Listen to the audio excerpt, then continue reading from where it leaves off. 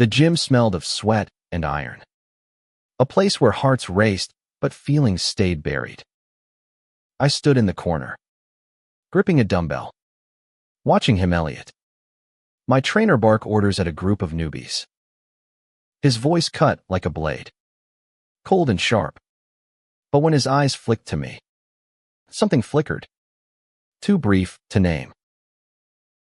I was nobody special, just Jamie Carter, a 24-year-old barista with a knack for tripping over his own feet and a gym membership I barely used until 3 months ago. That's when I met Elliot Kane, the guy who turned my clumsy attempts at fitness into something else entirely, something I couldn't explain but felt in my bones. He was all edges, buzzed black hair, a jawline that could carve stone, and a scar running from his left cheekbone to his jaw, a jagged line that seemed to whisper secrets he'd never share. The first time I noticed it was during a late-night session. The gym was nearly empty. Just the hum of a flickering fluorescent light and the clank of weights. Elliot was spotting me on the bench press, his hands hovering under the bar, ready to catch it if I failed. I didn't fail, but I did something stupid. I reached up, brushing my fingers against his cheek, right where the scar began. He flinched, not away, but toward me, like my touch was a spark he hadn't expected. His eyes, usually steel, softened for a heartbeat before he pulled back, muttering, "Focus, Jamie." That moment haunted me. Every session after, I watched for the way his cold facade cracked when I got too close, when my hand grazed his arm or lingered near that scar. In front of others, he was untouchable, a drill sergeant who never smiled. But alone, he was different, hesitant, human. Tonight, the gym was packed, the air thick with testosterone and ambition. Elliot was in his element, pacing like a caged lion, correcting forms and snapping at slackers. I was finishing my set, sweat dripping down my neck, when he strode over. "Carter, your form's garbage," he said, loud enough for heads to turn. "Fix it, or you're wasting my time." I nodded, biting back a grin. He was performing, playing the untouchable badass for the crowd. But as he adjusted my grip on the bar, his fingers brushed mine, and there it was, that flinch, that fleeting softness in his eyes. I wanted to ask him about it, about the scar, about why he kept everyone at arm's length but let me slip through the cracks. Instead, I just said, "Got it, coach." He turned away, but not before I saw the corner of his mouth twitch. Almost a smile. It was enough to keep me coming back, chasing those cracks in his armor. The gym wasn't just a place to lift weights. It was a battleground of unspoken truths. Growing up in small-town Ohio, I'd learned to hide who I was. Being gay wasn't a death sentence, but it wasn't a parade either.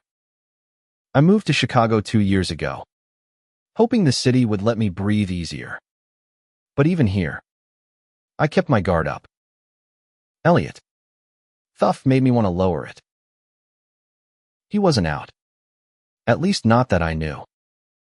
The gym was a macho bubble, full of guys who tossed around slurs like they were compliments. Elliot never joined in, but he didn't stop them either. He just stayed distant, untouchable, except with me. I didn't know if he was hiding, scared, or just didn't care enough to let anyone in. But that scare, it felt like a key, a clue to who he was beneath the ice. After the session, I lingered in the locker room, pretending to fuss with my bag.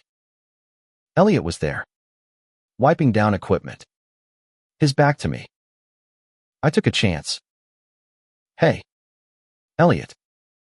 I said, keeping my voice low. You ever gonna tell me about that scar? He froze, his shoulders tensing. For a second, I thought he'd ignore me. But he turned, his eyes searching mine. Not much to tell, he said, his voice rough but quieter than usual. Old wound. Healed wrong. I stepped closer, my heart pounding. Doesn't look like it healed wrong to me. He didn't move, didn't flinch, but his gaze held mine, heavy with something unspoken. Then someone slammed a locker shut, and the moment shattered. He stepped back, his mask snapping back into place. Go home, Jamie, he said, turning away. I left, but my mind stayed on him and the scar. The flinch, the man behind the cold. I didn't know his story, but I wanted to. God, I wanted to. The next week, the gym felt heavier, like the air itself was holding its breath. I couldn't shake Elliot's face from my mind, the way his eyes had lingered on mine in the locker room, the way his voice had softened. Just for a second. It was a thread I wanted to pull, but I didn't know how without unraveling everything. I showed up early for our session, hoping to catch him alone. The gym was quiet. Just the hum of the air conditioning and the faint clink of weights from a lone lifter in the corner. Elliot was setting up, his movements precise, almost mechanical. I watched him from the treadmill, pretending to warm up, my heart racing faster than my feet. Carter, you gonna run or just stare? He called without looking up. I laughed. Caught. Just admiring the view, I said, testing the waters. He snorted, but his hands paused on the barbell he was racking. Save the charm for someone who cares, he said, but there was no bite in it. I stepped off the treadmill, wiping my face with a towel, and walked over. Seriously, Elliot, I said, keeping my tone light. You ever take a day off from being so, you? He raised an eyebrow, the scar catching the light. You saying I'm predictable? No, I said, leaning against a rack. Just wondering what's under all that tough guy crap. His jaw tightened, but he didn't look away. You don't want to know what's under it, he said, his voice low, almost a warning. But his eyes, they betrayed him, flickering with something raw, something that made my chest ache. Before I could push further, the door swung open, and a group of regulars poured in, their laughter shattering the moment. Elliot straightened, his mask back in place, and barked at me to start my set. I did, but my mind was elsewhere, replaying his words, his tone, the way he'd almost let me in. The session was brutal. Elliot pushed me harder than usual, his instructions clipped, his eyes avoiding mine. I wondered if I'd gone too far, if I'd spooked him.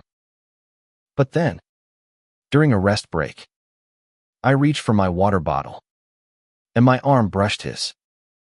He flinched, just like before, his breath catching.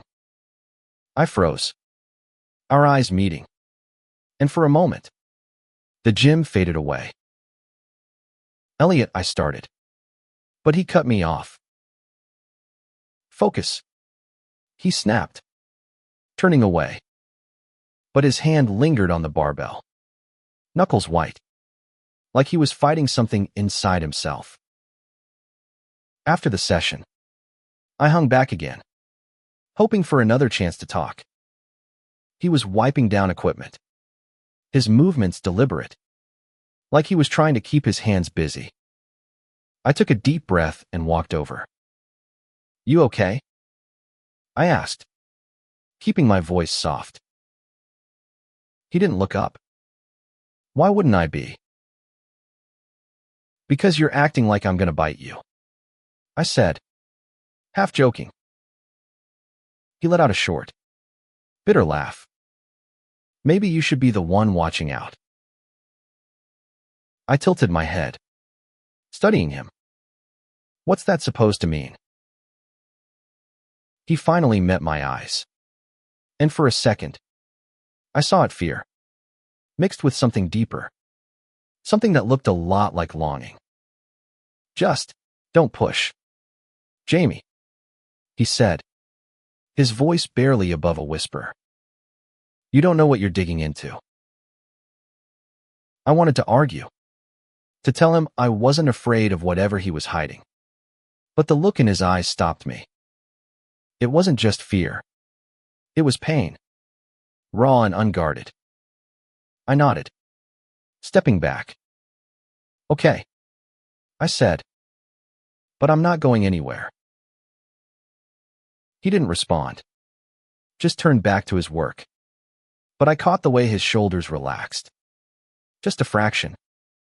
It was enough to keep me hooked, to keep me chasing the man behind the scar. As I left the gym, the Chicago wind hit me like a slap, but I barely felt it. My mind was on Elliot, on the walls he'd built and the cracks I kept finding. I didn't know his story, but I was starting to piece it together one flinch, one glance, one moment at a time. The city was alive with noise car horns, distant sirens, the hum of life that never stopped. But inside the gym, it was just me and Elliot, caught in a silent dance of glances and half-spoken truths. I'd started coming to the gym more often, not just for the workouts, but for him, for the chance to unravel the mystery of that scar and the man it belonged to. Tonight, the gym was closing early for maintenance, leaving us with an hour alone. Elliot was quieter than usual, his usual commands replaced with curt nods. I was on the pull-up bar, struggling through my last set, when he stepped closer to adjust my grip. His hand brushed mine, and there it was, the flinch, the softening in his eyes. But this time, he didn't pull away. You're getting stronger, he said, his voice low, almost reluctant. I grinned, panting. Yeah. You saying I'm not a total lost cause? He smirked, the scar crinkling slightly. Not total. I dropped from the bar, landing closer to him than I meant to. Neither of us moved. The air felt charged, like the moment before a storm. I took a chance, my voice barely a whisper. Elliot, what happened to you? His face hardened, but he didn't step back. Why do you care so much? Because I see you, I said, my heart pounding. Not the tough guy act. The real you. He laughed, but it was hollow, almost painful. You don't know the real me, Jamie. Then let me, I said, stepping closer. My fingers brushed his cheek, grazing the scar. He flinched, but this time, he leaned into my touch, just for a second, before pulling away. Don't, he said, his voice rough. You don't get it. Then explain it, I said, frustration creeping in. I'm not some kid chasing a crush. I see you flinch. I see you pull away. But I also see you look at me like I matter. He stared at me, his chest rising and falling like he was fighting a war inside. You do matter, he said finally, so quiet I almost missed it. That's the problem. Before I could respond, the gym's lights flickered, signaling closing time. Elliot turned away, grabbing his towel. Go home, Jamie, he said, but his voice cracked, just enough to tell me he didn't mean it. I didn't go home. I waited outside, leaning against the brick wall, the cold biting my skin. When he finally emerged, he froze, seeing me there. What the hell are you doing? He asked, but there was no anger in it, just exhaustion. Waiting for you, I said simply. He shook his head, but he didn't walk away. We stood there, the city buzzing around us. And for the first time, I felt like we were on the edge of something real. The next few weeks were a blur of sweat and stolen moments. Elliot and I settled into a rhythm workouts, banter, and those fleeting touches that left my heart racing. He was still cold in front of others, but when it was just us, he let his guard down, just enough to keep me hoping. One night, after a grueling session, we ended up at a diner across the street. It wasn't a date. Not exactly, but it felt like one. The neon sign buzzed outside, casting a red glow across his face as he sipped his coffee. I watched him, trying to memorize the way his scar caught the light, the way his eyes softened when he thought I wasn't looking.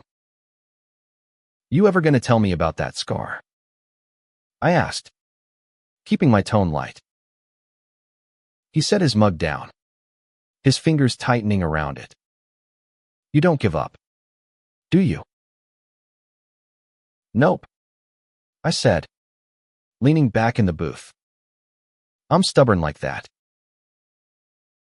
He sighed, his eyes distant. It's not a story worth telling, he said finally. Just a bad night. A long time ago. I leaned forward, my voice soft. It's worth it to me. He looked at me then, really looked at me, and I saw the weight he carried, the pain he hid behind that cold exterior. Jamie, he said, his voice barely audible. You're too good for this. For what? I asked, my heart sinking. For me, he said, looking away. You don't know what you're getting into. I reached across the table, my hand brushing his. He didn't flinch this time, but his eyes closed, like he was savoring it. I'm not afraid, I said. Whatever it is, I want to know you. He didn't respond, but he didn't pull away either. We sat there, the diner fading around us, until the waitress broke the spell, asking if we wanted more coffee.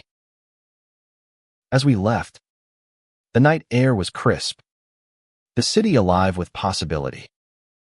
Elliot walked me to my bus stop, his hands in his pockets, his silence heavy but not cold.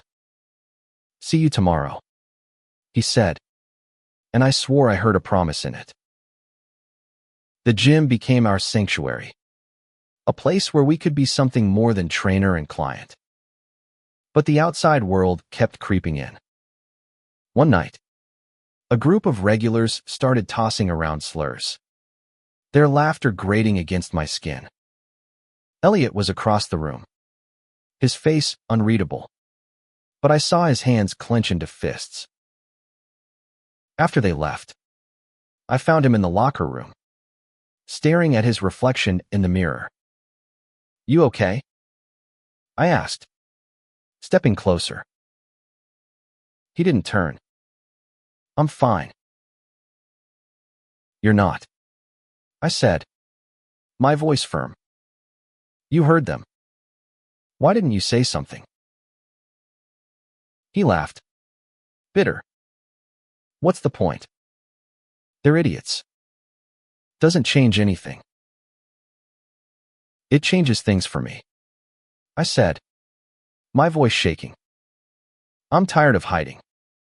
Elliot. Aren't you? He turned then, his eyes blazing. You think I want this? You think I like pretending? Then stop, I said, stepping closer.